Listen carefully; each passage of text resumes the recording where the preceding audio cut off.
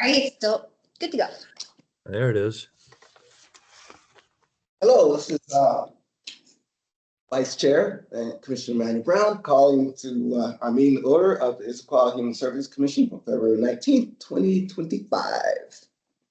And should we go straight to public comments? Or? Yeah, first I'm going to just kind of call out our attendance. We currently do have quorum, but we are missing a few commissioners. We have our chair, Jaime, who is excused absent. We have Huma, who should be joining us online, but running late today. Trish, Floor, and Lucrecia Chodo are currently absent, and hopefully they'll join us later, but they are not in attendance currently. So we're good to move forward now. Great. Can I get a motion to approve the minutes from this? I'm assuming there's no public. Correct. No public comments in the room or virtual comments. Okay. I read the minutes and this is Commissioner Fish, and I propose that the minutes as submitted be approved. And I second. Thank you, Lauren. We have a unanimous consent. You do. Thank you, Annie. Well, hello, as I said, I'm Commissioner Manny Brown, currently the Vice Chair of the Issaquah Human Service Commission. And before we begin, I'd like to give homage to the original caretakers of this land. I thank you, all the tribes of the Pacific Northwest. I've been asked many times, what does Human Service Commission do? I think it's important that in today's environment to state that this commission plays a vital role in studying the emergence of issues and concerns regarding human services to ensure that basic survival needs of Issaquah residents are met, and that support systems are in place to help people through economic and personal crisis. Today's agenda will be dealing with the distribution of limited funds available to the human services of Issaquah. I've worked with the members and staff of this commission, and you can be assured that with every decision that's made, I believe the foremost thought in the process is the safety and security of the residents of our diverse community. I like to remind myself that most of us have either personally or have ancestors that have migrated from different places from around the world. And I urge each of you, every one of us, to work together as a community to make Issaquah a welcoming place for all. With that, I'd like to go right into Ms. Hannah Roberts for our annual service strategic plan update. Thank you, Manny Brown. That was a wonderful speech and a really good reminder of why we are here and what we are committing ourselves to. So I appreciate those words, and they mean a lot to me. So thank you. So let me just give me a second, folks, as I share my screen. Oh, hey, Trish and Huma. Hi, Huma. I see you both there. Thanks for joining us online. You have both of you, we just started, so you really have not missed much. We are just hitting our first agenda item. Oh, excuse me 1 second. Okay, we are doing our strategic plan update.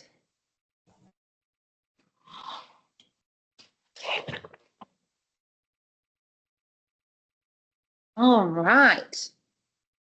Okay, so hi everyone, Hannah Roberts, our Senior Human Services Coordinator.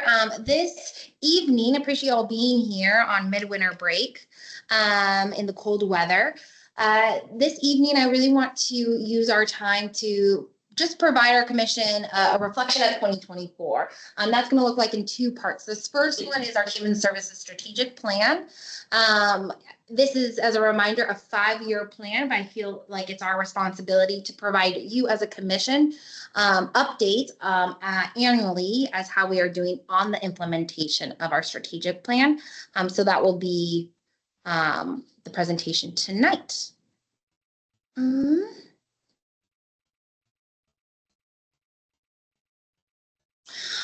All right, so just to step back, because I'm sure most of you are not on your weekends looking through our 100+ page strategic plan on our website.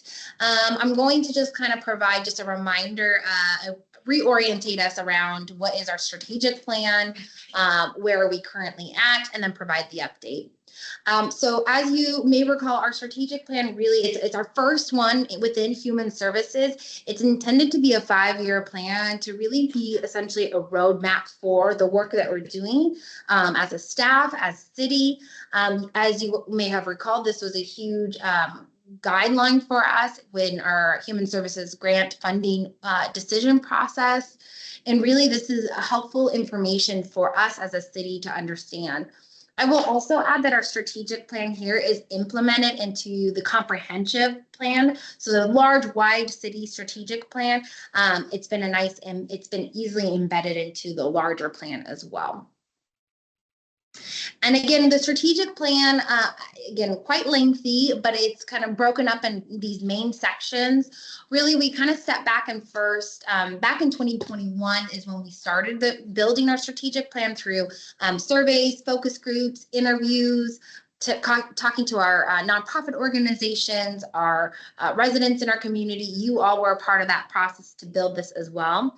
And so in that, we identify, what are the barriers to services? What are the gaps of services? What does Issaquah have? What builds our community? And in that, we really took kind of 4 key areas that we were wanted to focus on, which I'll go in more detail here shortly. And in that, we created measurable action items. We wanted this to be a do project. We wanted to be able to do the steps to see what changes are we making and identify the funding source as well in those actions. So again, you're probably very familiar with these priority areas. I just want to remind us that in that we have 4 main ones that you see here, but really we kind of step back and realize that there's an overarching community need as well, which is facilities, which is support. And so we recognize that there's some strategic actions that build that priority as well, but it embodied all areas that needed that. So where are we now? Again, it's a 5-year plan, 2021. We did the research, we built it, you were part of that process. And March 2022 is when we took it to council and we had official adoption and we started the implementation. In December of 2023, we did kind of a check-in to say, hey, are we on track? Any major changes? So it was a very light level focus groups with our partners, with our commission, with you all, and we presented that to council. Here we are at 2024. This is our annual review, and then moving forward, we have basically 2 more years to of the implementation. And come 2027 is when we will provide the edits and the updates and work on kind of a revamp, as you will, kind of a redo if we need to. So another focus group and outreach as well. Okay, so zooming back into 2024. Sorry, this computer's acting slow today. So looking at 2024, I want to just have a few highlights. So I printed here, if you are in person, I have a 3-page sheet. It's a staff memo. If you have the agenda online, you can also reference to that. Feel free to kind of take a closer look at that. I think the staff memo is really intended to provide a, sorry, Maury, did you have a question? No, I don't. There was someone was talking to me here. Sorry about that. No problem. Just want to make sure I didn't miss something. But this staff memo is really, we have at the end of the strategic plan, 21 outcomes that we're measuring, basically saying, are we completing them? Are we on track? And so this is the report that you can see in details of how well we are doing. But I thought instead of going line by line, that can be a little daunting, you can look at that on your own. And please feel free to bring any highlights, questions, or any comments on those. But a few things I don't want to highlight in 2024 that I think we did really well in the implementation was we did the 2025-2026 Human Services Grant. I don't know if you all remember that.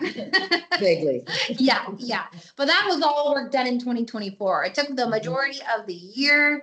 And I've got to say, I'm so proud of this commission for that process, but really you used the strategic plan well intended, right? It was a well embedded well-tracked strategic plan built by our community that you really listened to. I sat in all those meetings. You all, I know, had organizations that you personally said, this is a great organization, I want to fund this, but you all were very aligned with, well, let's just go back to the strategic plan. Does that make sense? So kudos to you. That's a hard process, but I'm appreciative that you use this tool in that way. A few other areas to highlight. I feel like in 2024 was one of our best year for cultural events. So as a city, we have been tasked with having 6 different cultural events throughout the year.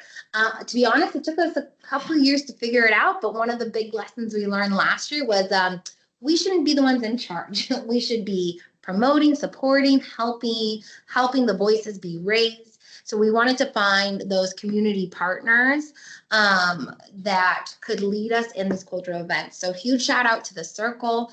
They led us a Hispanic Heritage Month. It was a fun family dance at the Pickering Barn. That was a wonderful event. They also did for the first time our in-person AAPI Heritage Month, Asian American Pacific Islander Month. And that was such a fun event over at our community center with beautiful cultural entertainment. We had Pride event over at the garage. And so we really let them take the lead on that with one of our community members leading that. We had Welcoming Week, which was a beautiful, one of our largest events in partnership with a lot of our community members. So again, the intention is well received, well attended, and well planned by our community partners. So just a great success in 2024.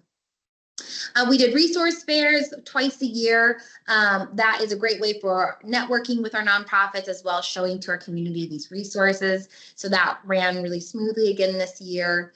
Our behavioral health and homeless outreach program, that started in 2021 and it's grown so much, and just they've gone through a lot of some staffing changes in 2024, policy changes, but really they've been doing a great job collecting data, working with our community members. So huge shout out to the team in the work that they do. If you ever have any questions about that program, we have a beautiful dashboard that kind of helps shows the numbers and stories that we have. But that's a strong program that we have as a city. The other shout out, I think that one of our areas that was on the weaker end, or one of our challenges in 2023, was our educational events. A lot of our strategic items are using our current resources to provide educational events about homelessness, mental health.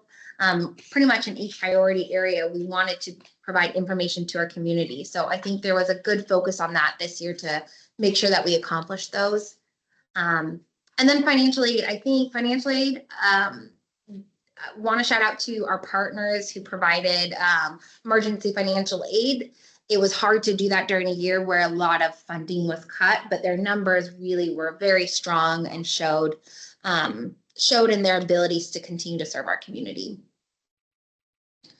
So before I move on from our highlights, I'll talk about some of our challenges next, but did any folks have any questions about that, or anything that maybe stood out to you on the report, or anything of interest to discuss?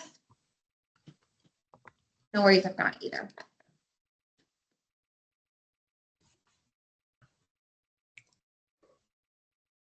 All good. Okay.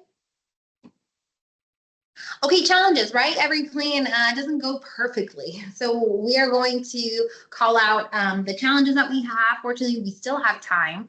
Some of these outcomes are measured annually. Some of them are 5 years. This one has always been our challenge, is our multi-resource center.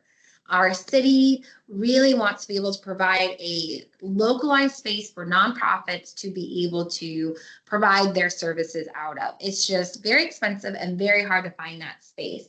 I will tell you, it's not just this, it just brick and mortar here in Issaquah is expensive and a challenge, not just for human services, but for profits alike. So which kind of takes us to the third one, which is, again, if we don't have space to offer our nonprofits, and it's expensive to be able to rent here and be able to provide services. That has although there has been a strong expansion in Issaquah, there hasn't been a huge expansion of brick and mortar type of services here. And so that's also been a challenge. And then the biggest one, we've provided some reports and updates as this has gone on, but I really want to call out the loss of our emergency housing program has been a big hit for human services and for our community members. Not having a shelter in Issaquah has really hindered our work and is a huge gap for us. But again, not easy to find that space or providers to run that. So the city it lasted about a year at Motel 6 to be able to provide programming and for transitional housing. So to not have that as an option, and we currently don't have, we're still trying to problem solve some other options and what it could look like moving forward.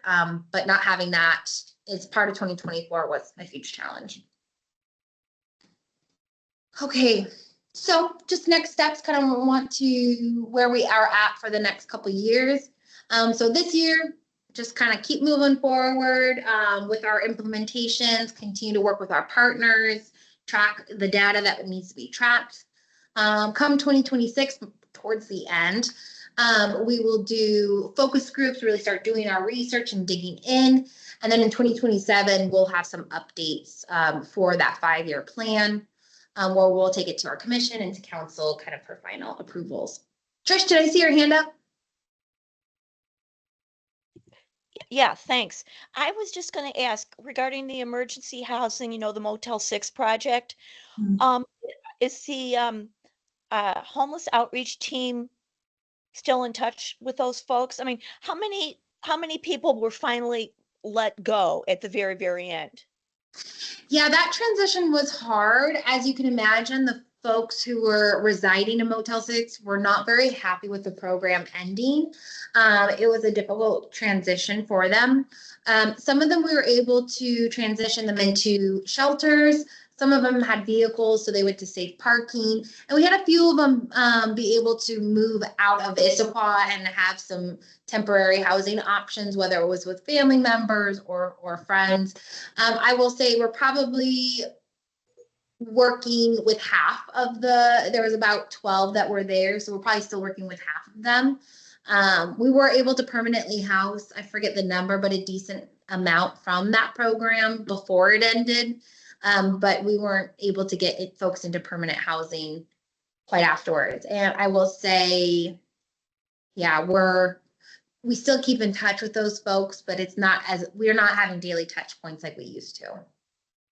And I mean, is council even talking about, I mean, are you guys even talking about another place? Yeah, so I think we are researching alternative options. We have the funding for it, but we don't have the space options for it. So we are digging into, kind of turning the rocks and trying to see what options we have. And from there, we will then take that conversation to our city mayor and city administrator and see where they would like to take it. And then we will, once we have a formal proposal, that's when we'll actually go to council. So there's a lot of kind of behind the scene work that needs to happen in steps before a council conversation happens. Right. Yeah. Okay. Thank you. Yeah, great questions. Thank you. Okay, I think that was my last slide for the strategic plan. Did anybody have any questions or comments in regards to that? On 2026, when you say focus groups and research, is that internal? Is that when we're start talking about the funding, or is that external to be soliciting input from the community? Yeah, it'll be like the end of 2026 where we'll start kind of the whole process over again. We won't necessarily erase the strategic plan, but I can already tell our priorities areas have shifted a little bit, where I think our strategic actions may need to take a different approach. And so we will start the same process, and we can even discuss as a commission the best way to do it. But what I appreciated was there was such a diverse way of trying to get voices that aren't typically heard. Mm-hmm. And so working with our nonprofit organizations, working with their clients, working with the unhoused, working with non-English speakers, seniors. One of the things I've really recognized is working with the population, people who are disabled. I want to make sure that their voices are part of it. I've been working with some organizations and have realized, and they spoke on this, is that they really were forgotten in COVID because a lot of people with disabilities, it was not safe for them to come out. Right. And somebody commented of, it's like our society has forgotten what it's like to have people embedded into our community with disabilities when they're trying to find employment, for example, because it's just now feeling safe for folks to kind of come back and get reintegrated. So Especially those who have compromised. Immunocompromised, yeah. exactly. Comorbidities, yeah. Exactly. So now that community is facing a different challenge. So with that, I just recognize there's some gaps that I think we need to make sure that we're hitting. And I'd love to invite the commission to maybe help me strategize what that kind of outreach would look like and what that focus group would look like. So that'll come towards the end of 2026. Okay. And then in 2027, we'll work on edits to it, where then we'll take it back to our focus group here and other focus groups to kind of review and provide edit. It's a very extensive process. Probably need to give ourselves over a year. And so by 2028, I want to have the next 5-year plan ready to go. So it needs to be in action and ready to be voted on ideally by 2020, end of 2027.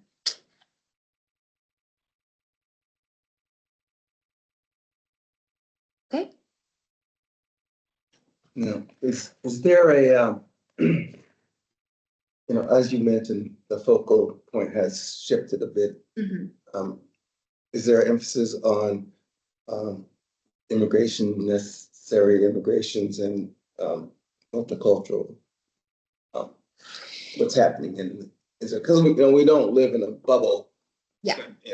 Even though it's a great city, but we still have other cities around us in the state and federal. Mm-hmm. So yeah, I think the reality is this is a new era that many of our nonprofit organizations are really feeling, and I think our residents will soon feel.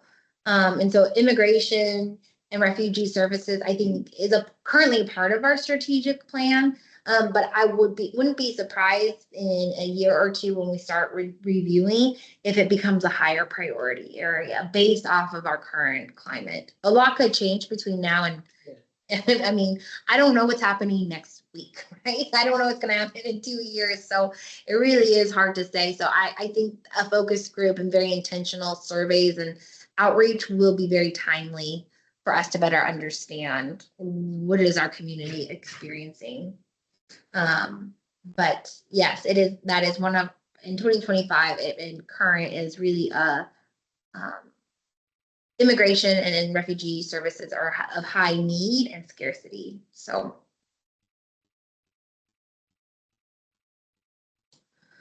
Okay, well, if there's no other comments on the strategic plan, that then concludes my presentation for that.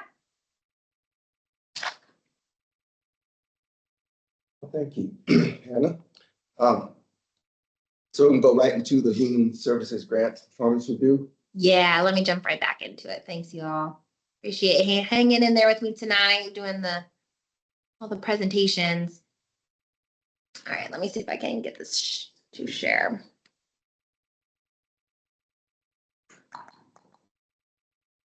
Sorry, apologies.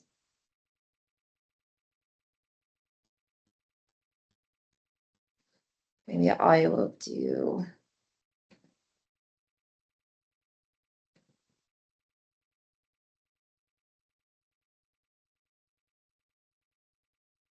I'll just do it this way. Maybe this will be better. Okay, so I'm coming this evening with our update on human services grants. And so every annual, at the end of the year, we have our organizations report on basically their final numbers. And every quarter, I typically provide you just an update on, hey, any trends we're seeing, are they doing well? Are they meeting their service unit goals? All that information. Well, this one is the end of the whole cycle, and so just wanted to provide an update of how our organizations are doing. And just, again, our typical outcome report, and then just highlight a few additional trends that we're seeing. So kind of reorientate us back to 2023, 2024 numbers, different from our numbers we've been used to. But we funded 42 programs with 34 organizations. We had just under $550,000 of funding. And in that, we were estimated to serve 4,913. We had these priority areas with the amount of programs funded in each category. So similar, but a little different from this cycle. Again, you've seen this slideshow. I typically report on, did they get their reports on time? Did they complete it well? How did they meet their service units? Again, this is the end of the year, so this is the one that really matters. So I will say, we do require reports to come much earlier. So typically they have the 15th until the end of the month. This for the Q4, they have until the 5th, which is always harder during the holidays. So not a surprise that we had a few reports late. Everyone knows how to fill them out, so they're good there.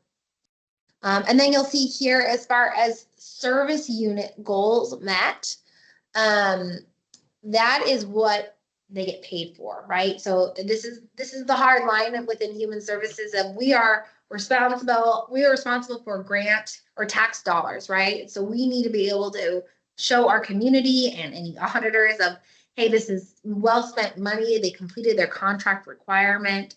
And so the service unit is can be stressful if our programs are not meeting it. So you can see here, 3 of the 42 did not meet service goals. However, most of them did get paid if they could justify their reasons. I always want to pay our nonprofits, but again, it's that balance of this is tax dollar funding and they have a contract to fulfill. So can you give an example of what not meeting service goal is? Yeah. So what we like to see at the end of the year, ideally we want to see them meet 100% of their goals. So if their goal was to have 100 hours of case management hours, and they met, let's say they met only 50 of them, then there's times that they don't have a justification where funding may need to be withheld because they didn't meet that service unit goal.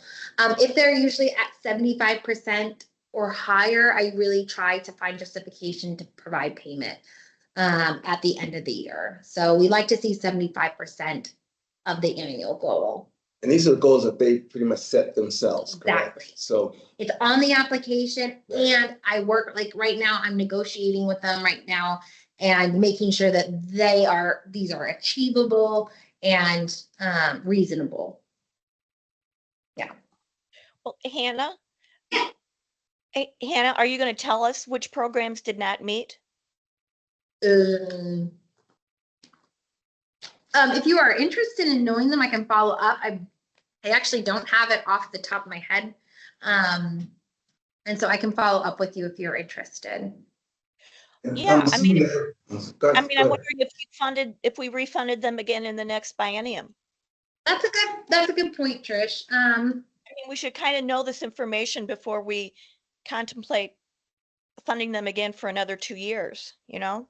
No, that's a really good point. The timing is challenging because I don't have this report until mid-January is typical, and you're making funding decisions back in September. So I will say I'm monitoring this every quarter, and I'm in contact with those who are struggling.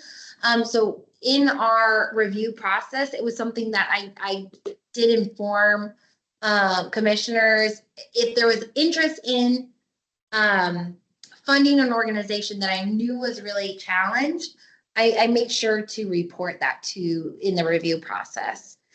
So I totally agree with you. It is important to understand outcomes in the next funding cycle. I don't believe the programs that the ones that did not meet their goals were not actually they didn't apply.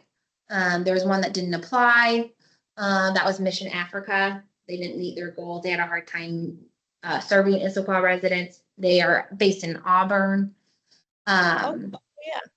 Yeah. Okay, so you said you can't remember, but now you're remembering? I'm remembering one. Now I can't remember the two. I would be interested. Yeah, I mean, I imagine everybody on the commission would be interested. Yeah. What if I can stop sharing my screen and find that information? And while we do our commission report, and I can report it back if that's okay. I can pull it up real quick. I just want to take my screen off. Yeah, no, I don't want to interrupt your flow. I Sure. wasn't sure if it was on the next slide, to be quite honest. Oh, yeah. To be honest, I don't really want to call out, especially on a public written agenda that's posted, right? I don't want to necessarily negative call out an organization because although maybe they didn't meet a service unit goal, right? We all know it doesn't mean they're not doing amazing work in our community. They're just having a hard time connecting with Issaquah residents for various reasons. A lot of them being they didn't have the staff to be able to complete it, or for Mission Africa, for example, they didn't have a way to connect with Issaquah residents as they are out based in Auburn. And as much as I tried to get them connected, it just they didn't have capacity to do it. And they were okay with that. They actually didn't submit invoices. So I don't really want to call it out, like especially on a slide. I'm happy to discuss it in a public setting like this, but just want to be mindful. Yeah, I appreciate that. Thank you. Yeah. But it's good for us to understand why, I mean, particularly as we go into another granting cycle, the challenges and that should influence, kind of our decision making go forward. Yeah, and actually, Trish, that's a good point. Maybe you guys can all help me remember when we are up next cycle. One thing we can consider adding to our toolkit is kind of a review, if it makes sense to add at like a how was their outcome from last cycle. We would have to be careful because that could put somebody at a disadvantage who wasn't, right? I think it's also to understanding why they weren't able to, what were the hurdles, Yeah, right? It's not just you didn't do your job, but Right. understanding why they weren't able to. yes, exactly. So that's a good point, Trish. We can consider including that. Just remind me. Okay. And then as far as residents, here, this is basically all the numbers from the different organizations of unduplicated residents, how many all of them together served. One thing to note is when you pull them all together, though, there's no way to be able to tell if it's duplicated. So, for example, one person is counted at the food bank. One person is counted at Issaquah Community Center. One person's community is at Meals Program. So they do all those three programs. That's three numbers in that. So I will say it's a little bit of a misrepresentation, but it's really hard to be able to show those exact numbers. But to highlight in comparison, it was a 24% increase from last year. That's a huge number. Yeah, I think that is telling you people are accessing services a lot more here in 2024.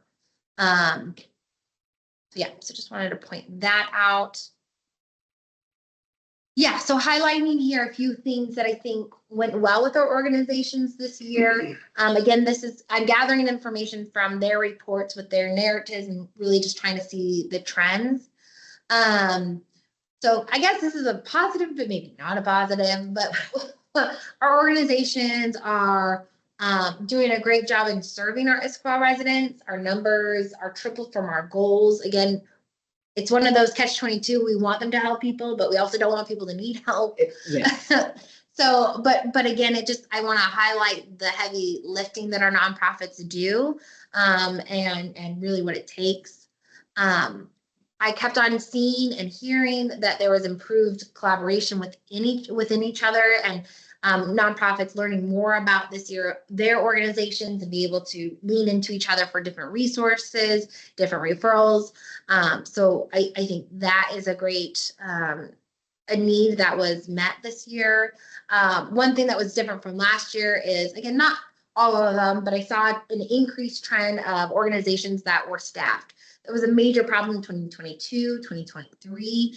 And so again, not perfect. Some organizations still struggle, but overall, I saw some patterns that organizations were celebrating that they got the position filled. So those are nice to hear. I believe these are great numbers. I mean, you're over 4,000 more than anticipated, right? So that for the next cycle, you're talking about, okay, these are the funds, and to qualify that, keeping the funds as is or more so than reducing them. Yeah. I think that's a great data point. You're right to share. Hey, there was a 24% increase, and every year it's gone up. I can show that. Okay, so what I want to do is a little different than my typical quarterly updates, is just kind of zoom in on a few organizations that stood out to me that I think provide some helpful information. So this is the chart that I got from our crisis connections. So this is like 211 organization where people can call 24/7 in crisis for resources. So 2024, where it's highlighted, you could just similar trends, but I wanted to show that how food need went up. From it started off the bottom this year to the fourth, and then by the end of the year, you saw, which I think we're all experiencing, food increase of prices by the end of this year, and then that became a high need. So these are people calling in saying, hey, I need resources for this, and they report kind of where those resources and needs are going. So housing and shelter always up there, and then kind of the 2s and 3s kind of change. So I found that interesting, wanted to share it with you all. The Circle, again, one of our just well-embedded organization here. They report kind of on the top needs that they work with their partners. And just again, I think the trends that I'm seeing, so you can see here all the different resources that they are making sure their folks are connected with. And a lot of them are non-English speaking residents that they work with. And so it takes additional work to make sure they're not just saying, hey, here's a link to this website, or here, go to the food bank. It is making sure that they understand it. There's cultural navigation. That's what we're funding them for. And one of the things that I see here is just how much financial aid is needed, right? Whether it's with food or rental assistance, finance information. They report, I think Arabic is a language that has increased recently. So I find that interesting.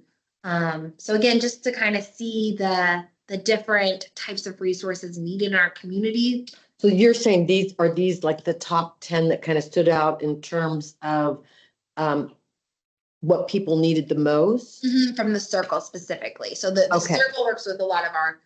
Okay. And so when you have employment here, is that people needed help with employment services? Okay. Yeah. So helping them kind of, whether it's resume building or got it. So it's food services number 1, and then number 10 or the opposite? Yeah. Kind of goes down. So of course our food bank, I mean, obviously a very, the food bank is a very central organization. And I think their numbers really help tell the story of what's going on with our community. So wanted to talk about some of their numbers and a little bit of their trends. So the food bank saw a 26% increase in number of individual households receiving food services. I think that's in par with how many resident increase we saw, 24, 26. Their numbers also keep on increasing. Their numbers of they provide emergency food, and that went up 32%. Their power packs that they provide went up 21%. Again, just the theme and the trend of their numbers are going up. 2 things I want to note about the food bank that they reported to us is the biggest takeaway from them they saw this year is, yes, they saw their numbers increase, but what they saw mostly increase was just the number of touch points each person needed. So their households, number of households you see, yeah, that's a pretty significant increase they need to serve. But the amount of times that people came and utilized their services, they had case management services, it really increased. And I think a lot of our nonprofits saw that, was that each it wasn't just like, oh, here's your help, or here's your, your food or your gas ticket or whatever it is. It was people were just needing more in-depth services and more often. The other thing I want to note from the food bank is, which really aligns with also data I heard from our school district, which is a little bit of change in our non-English speaking neighbors and what the trends we're seeing. So Spanish is still one of our highest languages, Mandarin as well, but the big shift is Ukrainian and Russian. And so there's been that was one of the bottom languages, and it's taken now the third spot in our school district, and something that, again, the food bank has seen. So as a city, that's been noted. So when we try to translate items, Spanish and Mandarin are always it, but we realize we probably need to have a third one as our Ukrainian and Russian speaking community members. It's growing. Okay, so a few highlights here on our housing. So again, I think one of the things I saw in 2024 was just a major need of affordable housing and financial aid assistance. We saw that our rental assistance programs had to really cut back on how much they gave, how often. So they had to kind of tighten their checkbooks, understandably, because their funding went down significantly.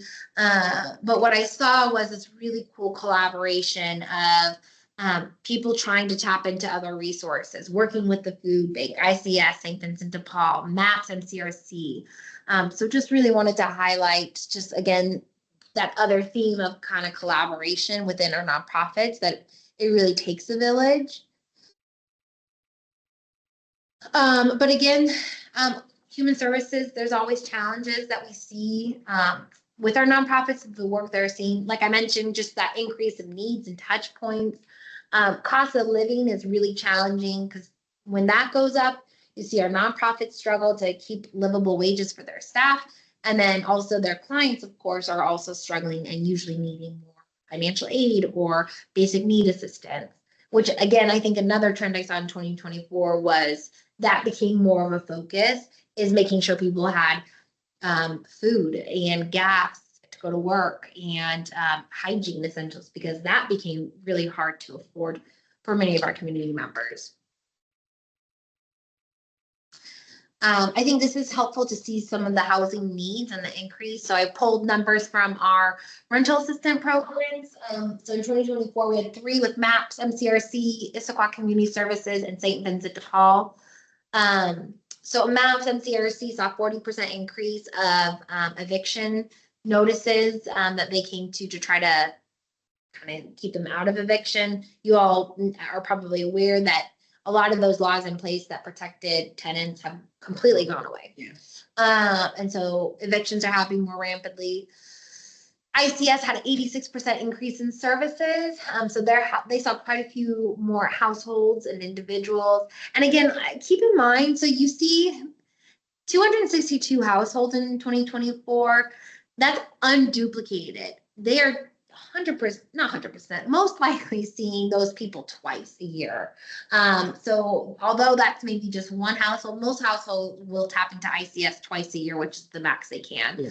So, I mean, they're seeing probably 500 households that they're serving. So that means in 24, they saw 1,500.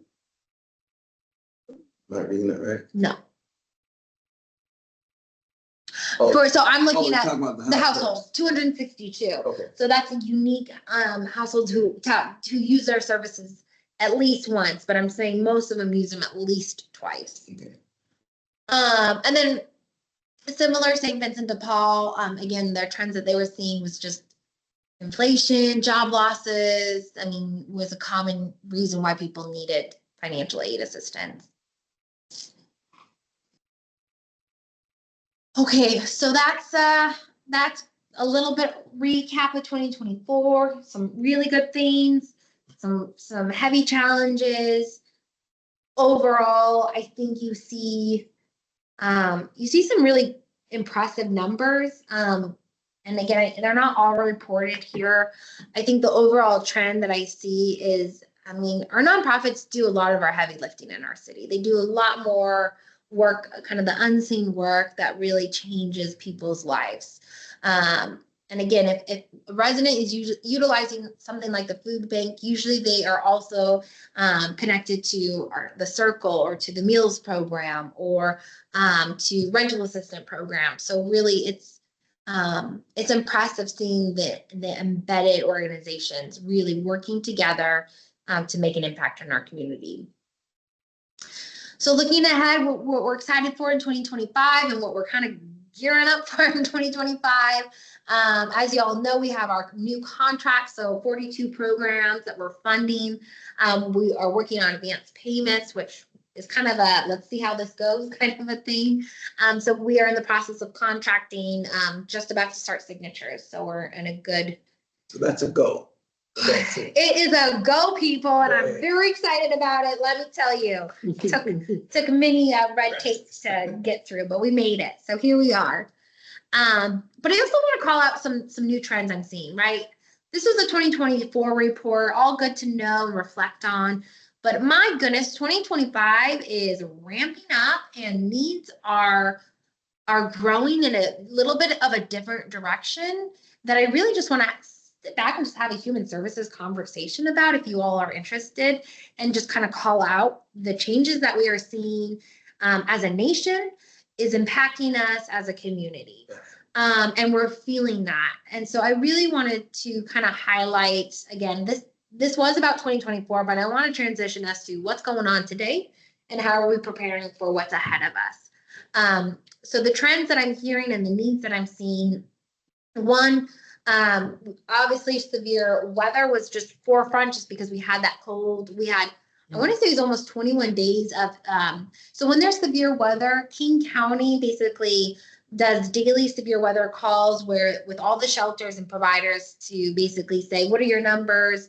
What's going on? It's a well-oiled machine now that works well. And so that we saw our community members really, when it's cold, people will ask for shelters and go into shelters, which is good. So that's a big thing. The other thing we're seeing is legal services. That is a major need of know your rights, right? What are people's rights in this time of error? And then I can't tell you, how many messages I am getting from our nonprofit organizations and from individuals just about like this sense, just this like fear, you know what I mean? This just like living in unknown. Yep. And like we all know, psychology tells us, like if you're in unknown, it creates this high level of stress and cortisol.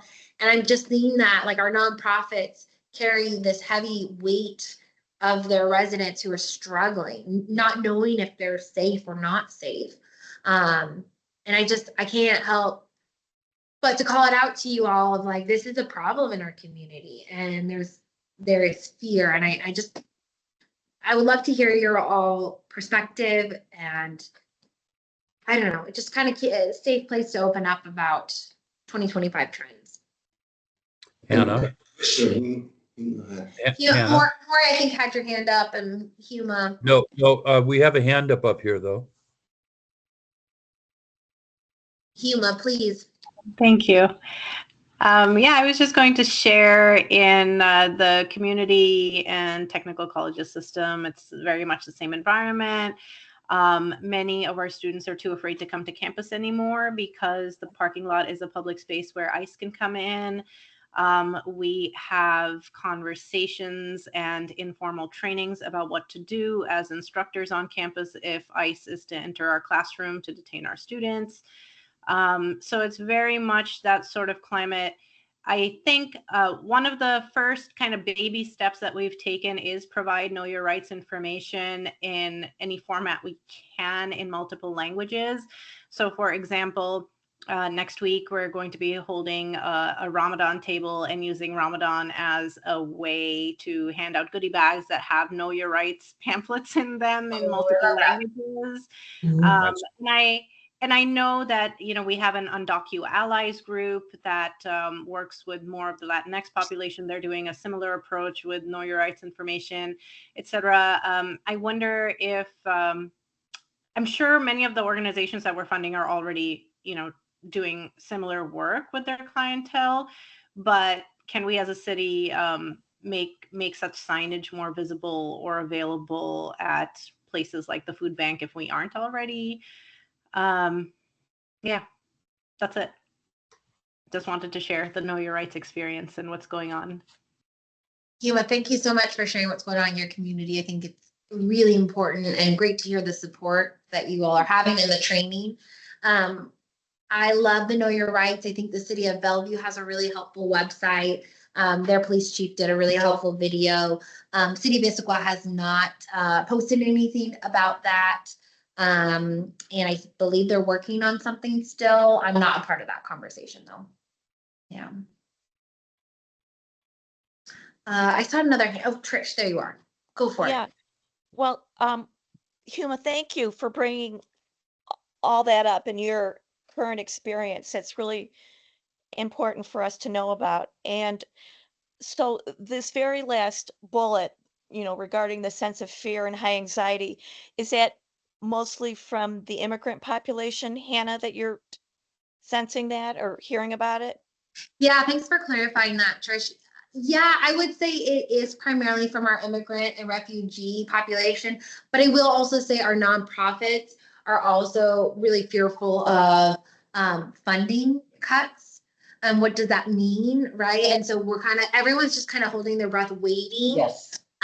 There was an article somebody sent me that said, you know, there's about worst case scenario, Medicaid and Medicare will see up to 33% of programming and funding cut. So if somebody who lives off of Medicaid and Medicare in a very expensive time of era to live here and in general had 33% of their funding cut, that's going to have a huge trickle effect. So yes, I think I think it's a general feeling that our community members that we work with in human services in nonprofit and our their clients that they're working for various reasons. I think immigrants and refugees, and then also our nonprofits for funding, and then just people in general who rely on these resources. And it's a lot of hold your breath and wait. Yeah. Okay, thanks for that. And then this is another thing I wanted to bring up. Did we decide to fund ELAP this next biennium? We are funding them for their housing stability program. We are not funding them for their it's called pooled contract legal services. It doesn't mean that they won't service Issaquah residents, but we don't have funding from them directly.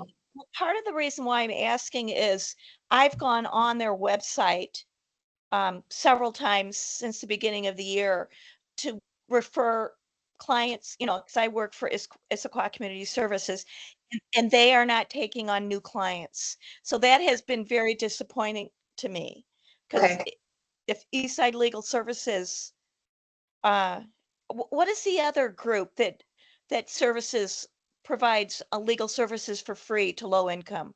King County. It's pro bono.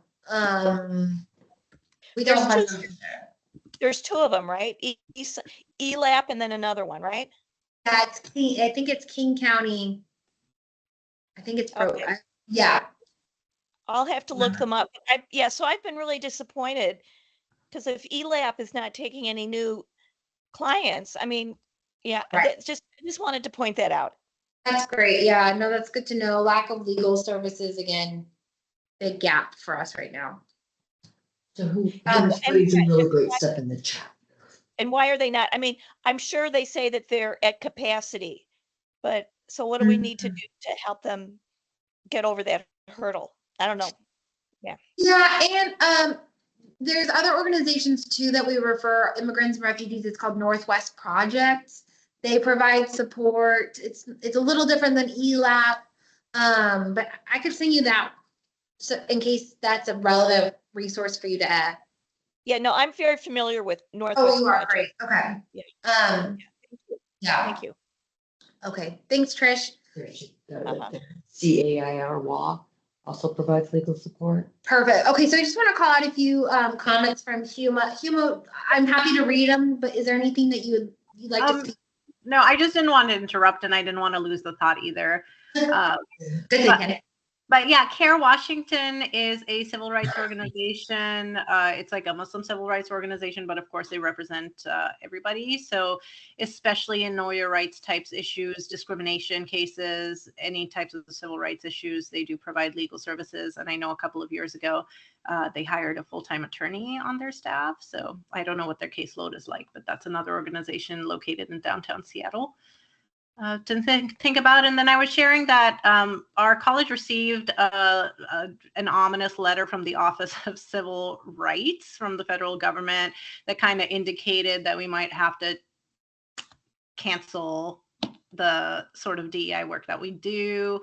It is not the letter is not saying it's illegal for you to do this. It's just like, here's our interpretation of what the law is. And the bottom line is that we may just need to change the way that we do things, maybe rename departments and titles, et cetera, et cetera. And I assume that that's not just limited to the colleges system. It's gonna also be municipalities, nonprofits, or anybody who receives funding. So I imagine we'll be having those conversations as commissioners as well here.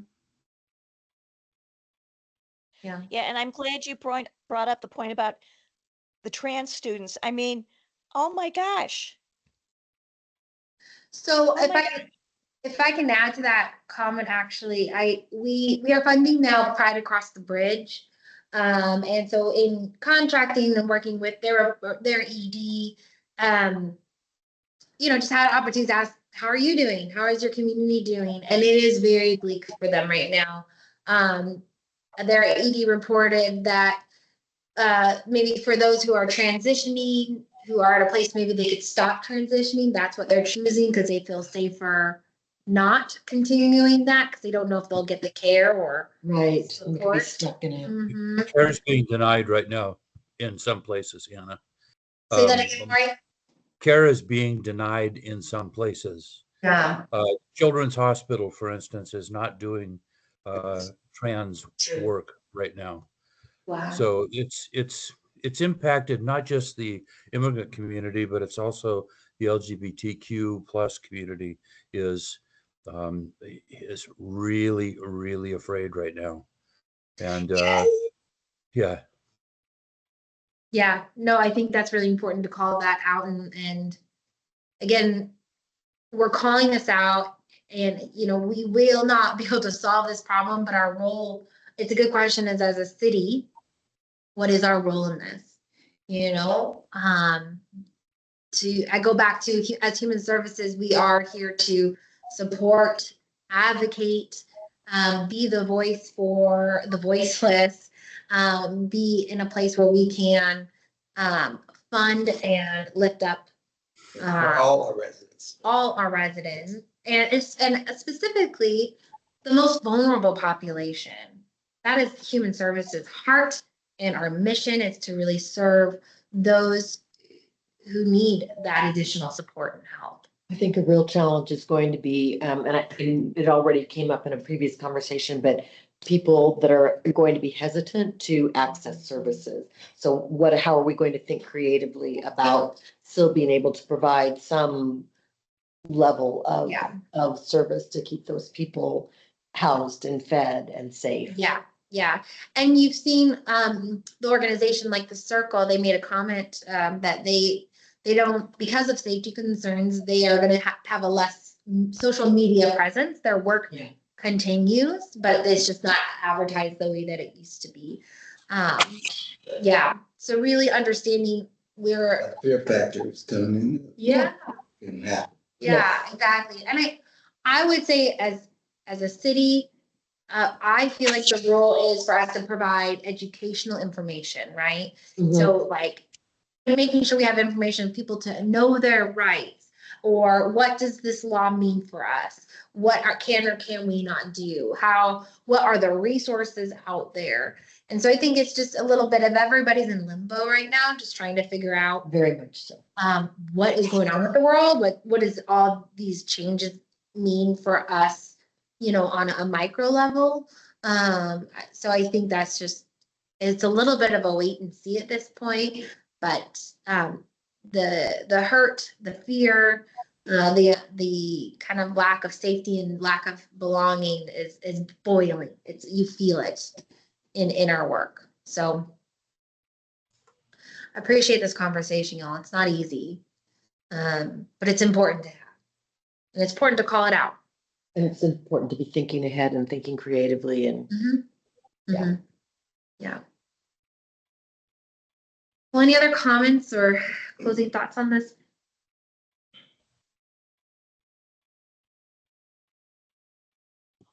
It's just such a huge topic. I mean, it's just huge. Yeah. Yeah. Well, let's all, if it's appropriate, we'll put these items on our agenda, but let's just, if during our future meetings that we want to continue to talk about this, there's every month, I think we'll feel and see changes. We can use our, commission or staff report time to also discuss some of the different trends or updates or resources or challenges that we see. So please, I just want to have this, our purpose is human services, not just the grants, right? But our human services, and this is very much us. So let's keep talking about it. Change the name to humane services. Yeah, exactly. Exactly. Okay, well then I'll go and stop sharing here. Oops. Okay. All right, Manny, we are done with that one. All right. Well, thank you, Hannah. Appreciate it. It's, like you said, it's a very difficult conversation to have. And being in a public forum, you have to be conscious of everyone. Moving on to the chair and commission reports. I believe Maury has a report for us, and unless any other commissioners have anything they want to update us on. I can wait till the end. I just have a flyer to share at the end. Oh, thanks, Hema. Would you like to go first? Okay. Go for it, Maury. All right. So on the 10th of February, I attended the Human Service Commission meeting for the city of Redmond. They invited us to attend with the idea that if we went to that meeting, then the presenters there wouldn't have to come to our meeting and present to us also. So by me sharing with you today what they shared there, then they got to two commissions in one. It started off with it was introduced by the remarks of a fellow by the name of Brad Feingold from the Seattle and King County Public Health Departments. His remarks addressed the growth in overdose deaths, particularly those involving fentanyl. He started us with an alarming statistic. Last year, over 1,000 people died of fentanyl-related overdoses in King County. That's a lot of people. Even more alarming, 50% of the fentanyl overdoses occurred with the victim having methamphetamines in their system. So it was we used to call that, when I was a kid, we used to call that a goofball. You get the thing to put you to sleep and the thing to keep you awake, and you would put you in a different, I have no idea, but anyway, they did it. So he talked about the Renton alone for the last 5 years. 80% of all overdoses in Redmond, not all were fatal, but they involved fentanyl. So this is a huge, huge issue. In 2020, there were 2 fatalities, 41, all overdoses were 41. 2021, 4 fatalities, 58 all overdoses. 2022, 10 fatalities, 83. So it's just exponentially increasing. Last year, 2024, there were 11 fatalities in Redmond alone, and 73 of all the overdoses. He talked about the need for outreach and care for people that are using. He described the need for low threshold availability of Narcan and other drugs that save lives, as well as needles and condoms. I showed us slides of free to the public vending machines in Seattle. Great big things, look like a Coke machine or a big cigarette machine. Free to the public, you just push a button and boom, there you get what you need, right? There's a lot of resistance to having those. He introduced us to the staff of the point of this whole thing. It's a group called Health Point. It's a new clinic in Redmond, and it's the only one, I believe, on the east side. Correct me if I'm wrong there, Hannah. There are 3 people he introduced us to. Dr. Duncan, who ran the clinic. There was a middle-aged woman with a ton of nursing experience who was the nurse. And there was a young person, Cam Horn, who's the outreach person for a lot of King County, mostly on the east side and down into South King County. The clinic is open for walk-ins on Wednesdays from 11 to 1. Now, this CAM person spoke of saving lives constantly by being there with Narcan or supplying others with Narcan. It was CAM's opinion that everyone should have a can of Narcan on them or available to them, available close at hand. I can tell you that just 2 days ago, one of my children who runs a DSHS intake center down in Kent had to use Narcan on a woman in the bathroom. She was dying and was basically purple, and it worked, brought her back. Wow. Let's see, where was I here? Yes. Cam said they spend 4 days a week in the field trying to get people to services and a half day at the Redmond Clinic helping there. Cam also mentioned the recent politics making it harder to serve those in needs. When asked about that, I said, what do you mean by that? Cam said that some local municipalities don't allow some of the life-saving drugs in their community. They're okay with Narcan, they're okay with methadone, but some of the other things that treat some of the other drugs, they're not okay with, and they don't want there.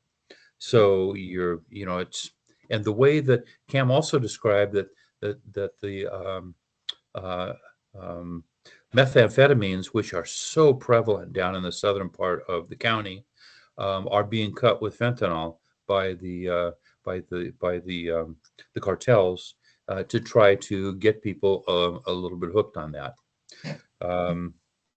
Let's see, what else? I guess that's about it. It was these people were heroes. They're saving people's lives. And I was totally touched and felt honored to hear their story. So that's it. I don't know if you know, Maury. I was at that meeting too. I just didn't have my camera on. And thank you for taking such good notes. The question was asked about, are there other areas on the east side that Health Point services? And they basically, well, and I'm just talking to the whole group here. They basically said the only clinic they have on the east side is in Redmond. Right. And right now, Cam physically goes out and walks around. And so he walks around Redmond in, the radius around the clinic or whatever. But so we don't have any kind of service like that now here in Issaquah. Actually, Cam said that they don't spend much of their time in Redmond. Most of the time they spend down in the southern part of the county because that's where they're needed. They're needed so much more. Right. And Brad Finegood, he's really well known in King County. He actually lives in Issaquah, and his Right. kids go to school here. I Right. do want to point out one thing, and I meant to get a clearer understanding of this. The overdoses spiked. I took a picture of the graph. The overdoses spiked in 2023 and then started to go down in 2024. And Mhm. I can't remember what Brad said was the reason for that. Do you remember I what don't Brad said? remember. I don't remember him saying anything about it. They did spike at around 1,400. I looked at the same graph, but Health Point has only been there in Redmond, I believe, for about 3 months now. They're Yeah, real new. I'm looking at a King County graph that he gave. Yes. Yeah. Yeah. But the trend now is going down, and I can't remember if it's because of people's education or if it was because, during COVID, the fentanyl overdoses were really bad. But anyways, so we'll see if 2025 is lower than 2024 in terms of overdoses. Yeah, I'm going to guess no. Well, yeah. thank you, commissioners. Huma, you have something to share? Oh, yeah. If it's okay, I'm just going to drop a flyer in the chat and then maybe Hannah can email it if it's relevant. But I just want to share that MAPS, we fund a couple of their programs, is giving out food boxes that support a family of 4 for dinner time meals for the entire month of Ramadan. And of course, these are geared towards fasting families, but a mosque is not going to turn away anybody in need. So I do want to share this with the commission. If you know any folks in need, Muslim or otherwise, MAPS is having this program. I think it's ongoing till February. I can't remember the date, but the flyer's there. Thank you. Sure. Yeah. Thank you. Thank you all, commissioners. Youth report. Preston? Can you hear me all right? Yes. Perfect. Alrighty. So just a few things today. So I don't remember if I said it last time, but we have an official event date for the Izzy Kids Triathlon, that being June 8th from about 8 to 4. And if you don't know, the Izzy Kids Triathlon is the basically the largest event held by the Youth Commission, where we host approximately like almost 50 to almost 100 kids every year to do a small triathlon, usually elementary to middle school age, and near the end of near the beginning of June-ish, kind of like as an end of year celebration. And then the other two things I have is, so during spring break, during the Issaquah School District spring break, we're going to try to be holding an Issaquah Issues Youth Debate Tournament. And that's going to be held in 2 sectors. The first sector being a seminar where students will be able to listen to different nonprofit organizations to learn about different issues that are facing the community. And then the second sector is going to be a debate sector where students will take a position and have a full debate tournament with awards and such. And then the final thing I have is Prep to Impress, which is our event that's going to be held in, I believe, March.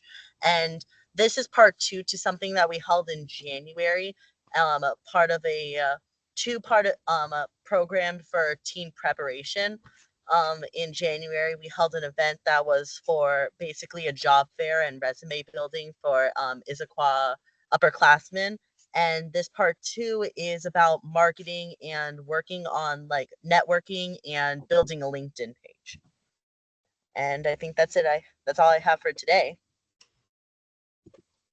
Thanks, Preston. Thank you, Preston. And staying busy. I can't believe how much they do. All right, staff report, Hannah.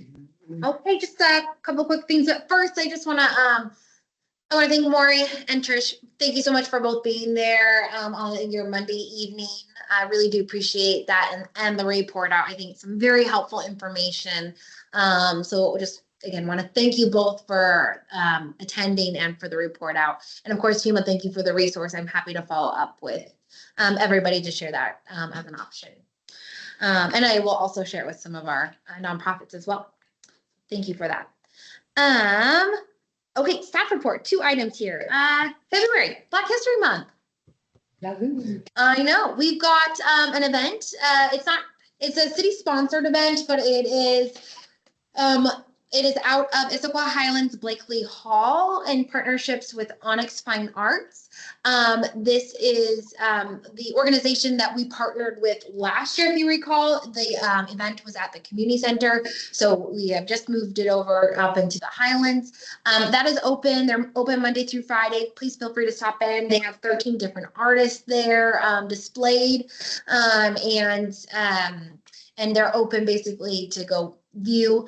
They will have on the 27th, though, a family-friendly event where they're going to have a performance. Again, it's the end of this month, so if that's something of interest, please look into that more. Love to have you all there. And then the other last one is recruitment. So brought this up, just want to do another friendly reminder. Recruitment for boards and commission is currently open. Friendly reminder to those whose terms are, I don't know if you've already reapplied, but if your terms are ending, you do need to go through the quick application process again.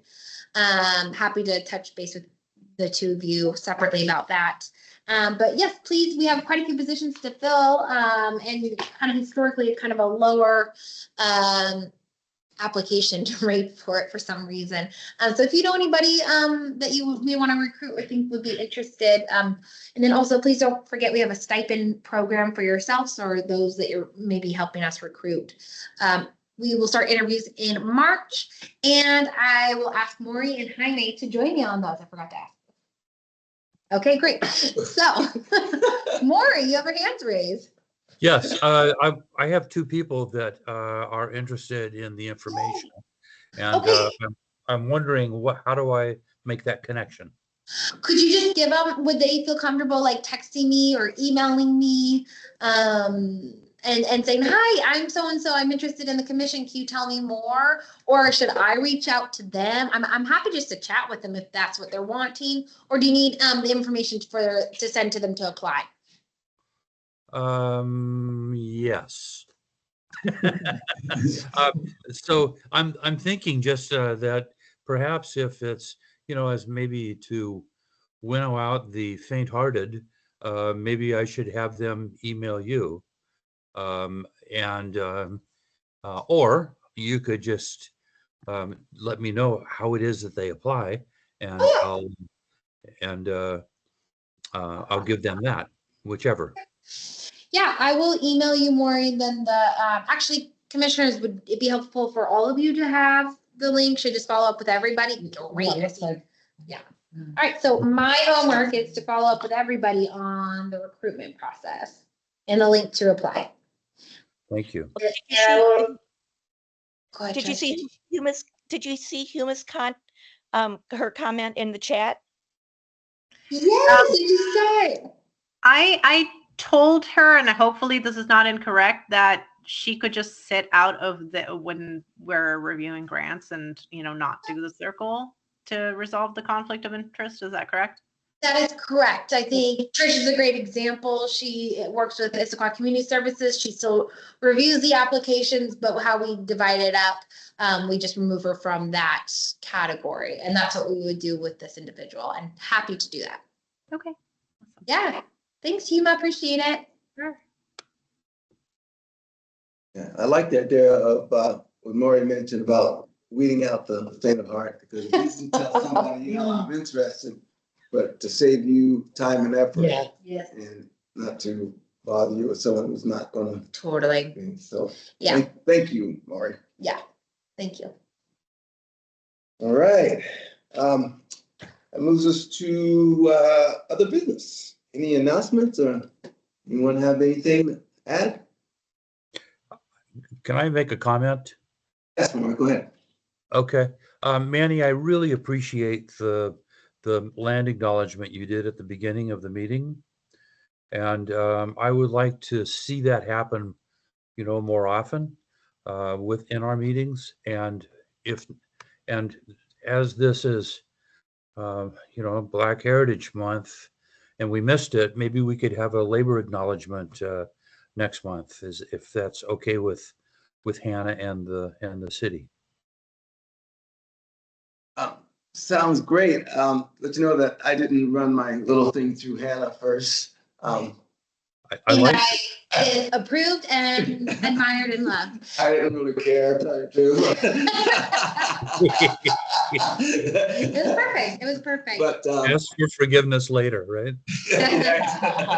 No, I think it's great. And I appreciate that, Maury, and I am with you, and I would love if the commission agrees and finds that suit, in line with our meetings. I like it. Love to include that. So I will work with our current chair and vice chair, Jaime and Manny, on what that will look like moving forward. And also, I'll just double check with our clerks.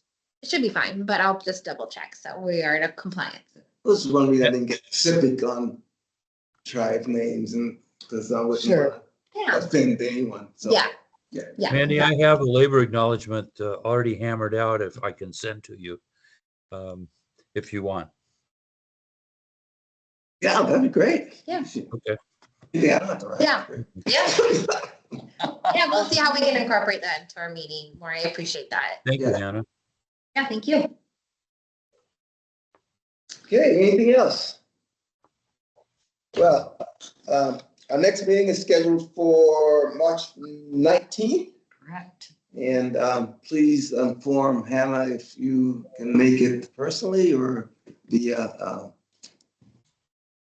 internet. The wall. Everyone be safe for the next few months. And be kind to yourselves. What was the date on that one, Manny? March 19th. Third March 19th. Wednesday. Thank you. See y'all in a month. And it is 7:59 and we are adjourned. Nice Thank you. work. I do Nice want to job, mention, Manny. I got